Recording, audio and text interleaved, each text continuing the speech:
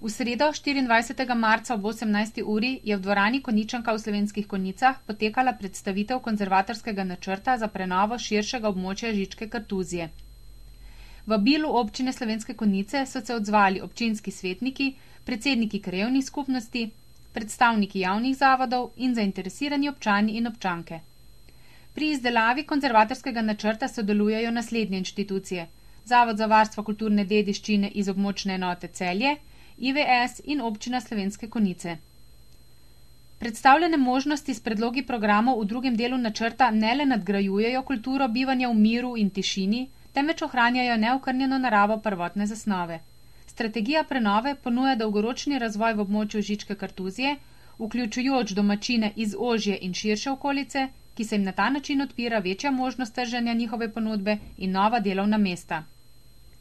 V mesecu aprilu je predvidena javna razgrnitev konzervatorskega načrta za prenovo širšega območja Žičke kartuzije.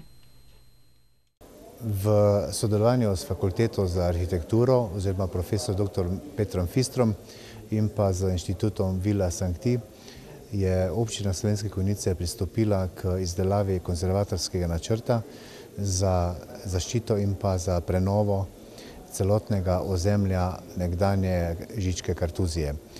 Ob tem imam v mislih seveda celotno dolino, spodnji samostan in pa tudi zgornji samostan, in ne samo tako kot običajno, ko izrečemo besedo Žička kartuzija, pomislimo samo na zgornji samostan.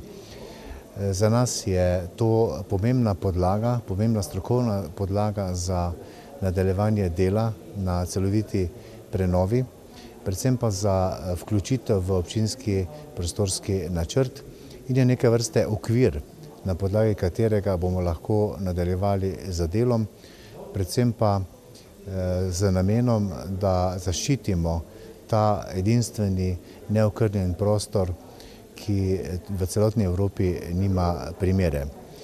Ob tem se je ravno utrnila tudi misel, da Žičko kartuzijo pripeljemo do statusa kulturno-zgodovinskega spomenika na evropski ravni. Torej danes je bil eden izmed zelo pomembnih dni predstavitev konzervatorskega načrta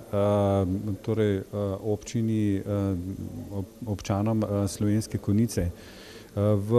Iz tega načrta smo izpostavili tiste pomembne vrednote, ki jih je Žička kartuzija imela v svojem času in prostoru, ko je bila evropski kulturni in politični epicenter.